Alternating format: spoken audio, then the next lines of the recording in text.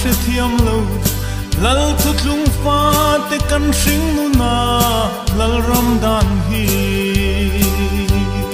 ti samit le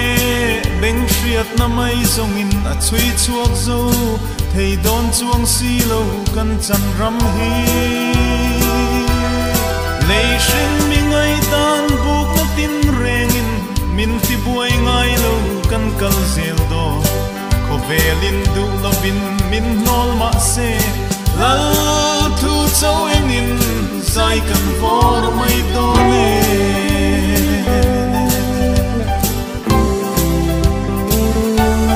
lal ro rel na huaya thin lung mun khatin tlang tin le mual tin au nau te kan leng za e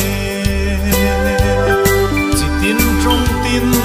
au sa le riang vai thu tlung thiang lim kal rem ma zain lung kan rua le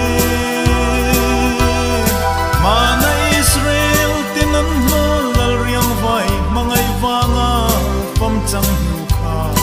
choi moi na kan la le van la moi sai chon ban vorin kan la le na tum kau choi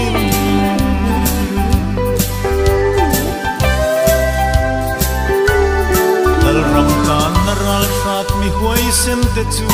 nei rama hian lal ram din turin an kal zele an in le lo an mangai chung kwa nu tiang chonin an hring nunan lan lal rom bol na tlang sang tele tui pui phone kara rap chungin bu chi chua pui ma se nim takin bu phal nen an lo ho le ang lal lukhum khumin lal rama kan mu ang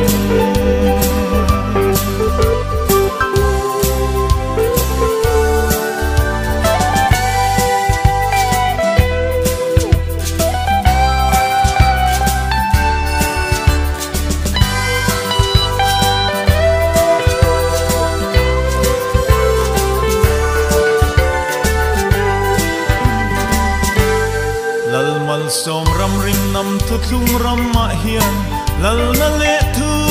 nei chak na chum pui a kiang zo ta dam lai fam chang a hring nun vui liam ten mangai na thia lim sil puan sin nin ma an hruai lal ram tul wang an zong zong chan nam le a ming thiang lim wang a tuar tu te chu chua diar kan bane zayon nal danin ro rel na dit chu lui angin luang ro se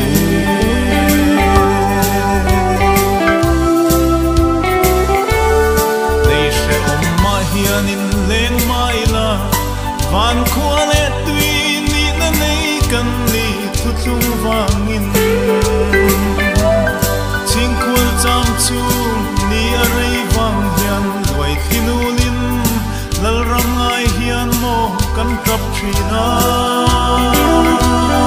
chum zinga khian mo nei tu Krista min hruai tu ra